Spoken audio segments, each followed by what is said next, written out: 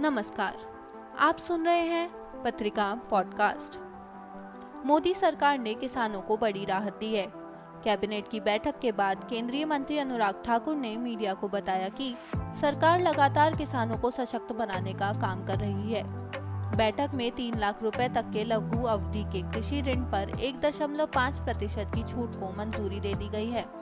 केंद्रीय मंत्री ने बताया कि इस योजना के तहत साल 2022-23 से 2024-25 के बीच में 34,856 करोड़ रुपए का अतिरिक्त बजट का प्रावधान किया गया है। सरकार के इस फैसले से किसानों को कृषि के क्षेत्र में पर्याप्त ऋण मिल सकेगा। सरकार ने किसानों को ऋण में छूट देने के साथ ही क्रेडिट लाइन गारंटी योजना कोष को भी बढ़ाने को मंजूरी दे दी है। सरकार के इस कदम से कृषि क्षेत्र में बढ़ावा मिलेगा।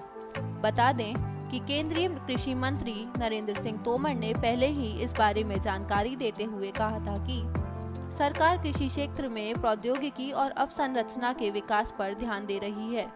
इससे गांवों में पढ़े लिखे युवाओं के लिए रोजगार अवसर पैदा होंगे।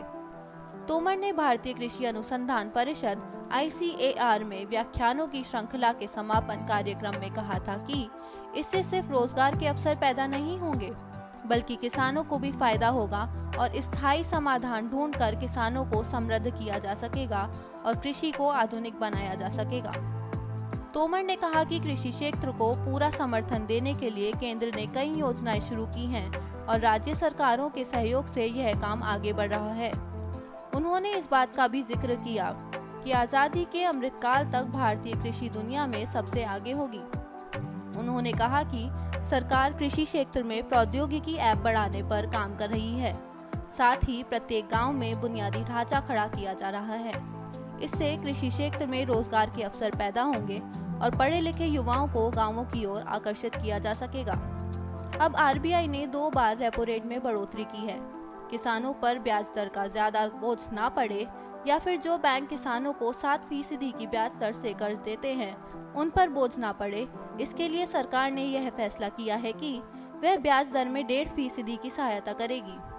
किसानों को पहले की तरह 7% की दर से कर्ज मिलेगा। इस तरह की और नॉलेजफुल इन्फॉर्मेशन के साथ अपने शहर से लेकर देश दुनिया की अपडेटेड खबरों के लिए सुनते रहिए पत्रिका पॉडकास्ट।